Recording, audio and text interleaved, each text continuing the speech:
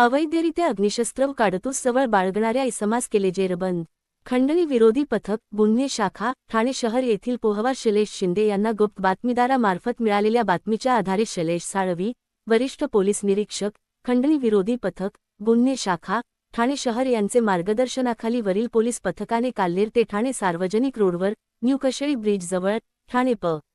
या ठिकाणी सापळा रचून आरोपी मोगेश सुनील म्हात्रे यास ताब्यात घेऊन अंगझडती घेतली असता त्याचे कब्जात बेकायदेशीररित्या एक गावठी बनावटीचे पिस्टल व एक जिवंत काडतूस असे 30,200 रुपये किंमतीचा माल मिळून आला आहे। त्याचेकडे अग्निशस्त्राचे परवान्याबाबत विचारपूस केली असता त्याचेकडे कोणताही वैध परवाना नसलेबाबत सांगितले आहे। तसेच त्याने मा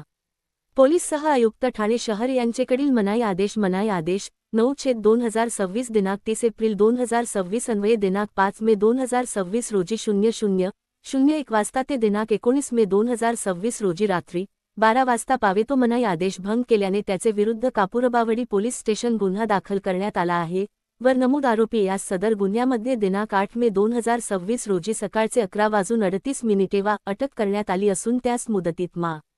न्यायालय ठाणे येथे हजर केले असता मा न्यायालय ठाणे यांनी त्याची दिनांक 12 मे 2026 रोजी पोलीस कोठडी रिमांड मंजूर केली आहे।